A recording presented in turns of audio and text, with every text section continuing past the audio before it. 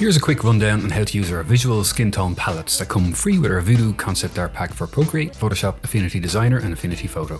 We find that one of the things that can hold back a lot of face or body illustrations is the choice and blends of skin tones. They can be pretty tricky to get right. We were never really fans of using blocks of colour palettes for certain things, especially when it comes to skin tones. Often it's not clear on how to make the best choices for selecting which skin swatch to use at any given time.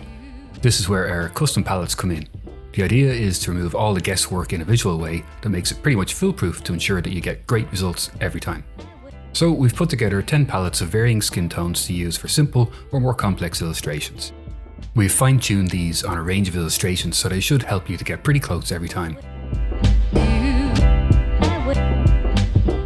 Using them couldn't be easier. For Photoshop, Affinity Designer or Affinity Photo, just open the folder containing the skin tone palettes and just drag and drop the palette you'd like to use straight onto your canvas. In Affinity Designer, this will appear as a pixel layer. Alternatively, you can use the menu and go to File, Place, and then browse to where you have the palette images saved. In Photoshop, you can choose between Place Linked or Place Embedded. In this instance, use the Embedded option, as linked means you need to have to keep track of the file location of the original palette. In Procreate, tap on the Actions menu, the wrench icon, and then tap on Add plus icon, and you can choose Insert a File, browse to where you've got to save the palettes and select it. A bonus tip here, if you like exporting your time-lapse afterwards and don't want the palette to show up in this, follow these steps, but instead of tapping on Insert a File straight away, instead swipe left and choose Insert a Private File. This way you'll be able to see the palette without it showing up. This is a great trick too if you like using reference photos on the side of your canvas. Anyhow, once you have the palette on your canvas, just resize and position it wherever it's convenient for you, and simply use your eyedropper tool in any of the apps to colour pick from it. Hopefully you'll find these skin palettes pretty intuitive to use. Here's one of the Simplifed palettes. The colour in the centre is an option for you to use for any main outlines if you're using outlines. You can obviously just use black here, but this colour has a nice contrast to the skin tones. The large circle around this is your main base skin colour, usually used to block out the entire skin area first.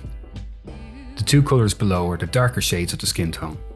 Often we will start by using the darker colour with a soft brush to add some blush and overall shape to the face or body, with the middle colour for more subtle shading on the lighter parts of the skin.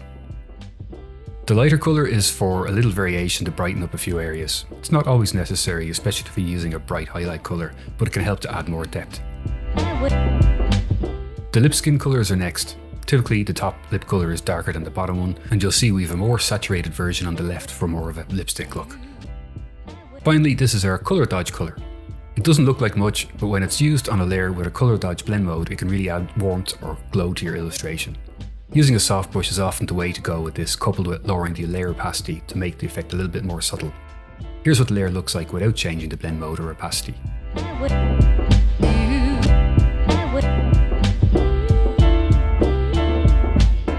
The more complex palettes work in a very similar way. They're pretty simple to use too, but they do let you achieve more sophisticated skin blends. The black outer colour is for inking your main lines in your artwork. The brown colour is for inner lines that appear on the skin itself, basically your secondary lines that shouldn't be as thick or bold or as important as your main lines. I'll just turn off our effects and main skin shadows so that you can clearly see the other skin tones in action. Here's our base skin tone. Typically, you'll use an opaque brush to block out all the skin areas. Next, our blush colour. Use this gently with a soft brush to add a little bit of shape to the overall illustration. Usually this would be on the parts of the illustration that are a little bit more in the shade, or areas that have a higher concentration of blood vessels, like the ears, cheeks or nose. The three inner skin colours are for building up layers of skin tones. The darker the area, the darker the colour, but using a mixture of hard and soft brushes helps to build up some structure. You can see how deliberately blotchy and stylized a lot of these strokes are in this illustration. You can really push these on this particular style, as the main shadow layer we'll add shortly helps to gel these together even better.